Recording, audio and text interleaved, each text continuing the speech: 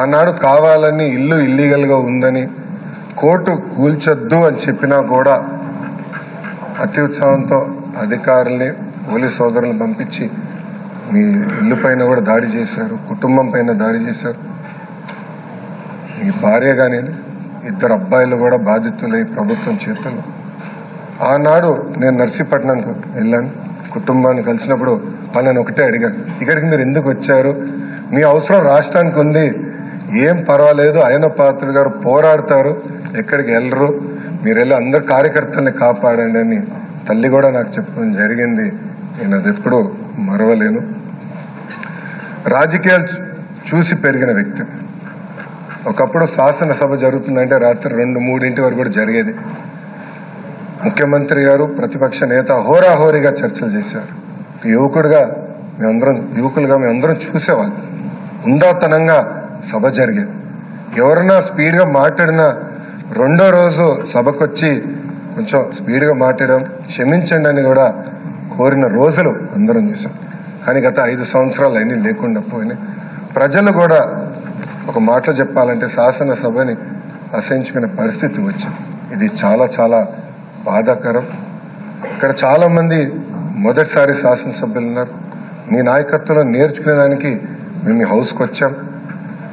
సభ సాంప్రదాయాలు ఏంటి, ఎలా ముందలు తీసుకెళ్ళనేది మీరు మమ్మల్ని అందరినీ గైడ్ చేయండి. యంగ్స్టర్స్గా గతంలో ఎట్లయితే సభ జరిగేదో, పెద్దలు ఎలా ఈ సభని నిర్వహించారో నేర్చుకోవాలన్న ఆలోచనతో మేమందరం ఇక్కడికి వచ్చాం.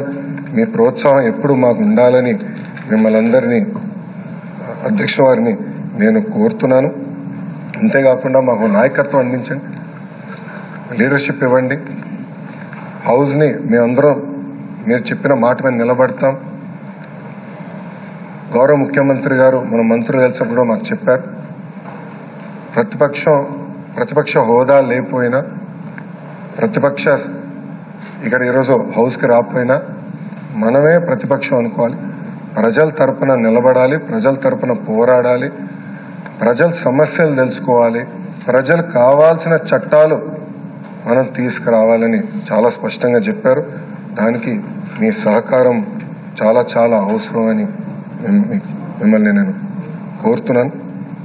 అయ్యన్న పాత్రుడు గారి పైన ఎన్ని కేసులు పెట్టినా, ఎన్ని రకాలుగా హింసించినా ఆయన ఒకే మాట చెప్పేవారు, నేను తగ్గేదే లేదనేవారు. అహర్నిశలు పోరాడేవారు. గన్నవరం సభలో కూడా మీరు ఆనాడు వచ్చి మాట్లాడితే కూడా మరుసటి రోజు మీ పైన కేసు పెట్టి నాన్ బెయిలబుల్ వారెంట్ కూడా ఇష్యూ చేస్తాం చూసాం. కానీ అయ్యన్న పాత్రుడు ఎప్పుడు తగ్గలేదు, ఎప్పుడు పోరాడితే ఉన్నారు. ఆ స్ఫూర్తిని మీ అందరం కూడా హౌస్కి తీసుకెళ్తాం.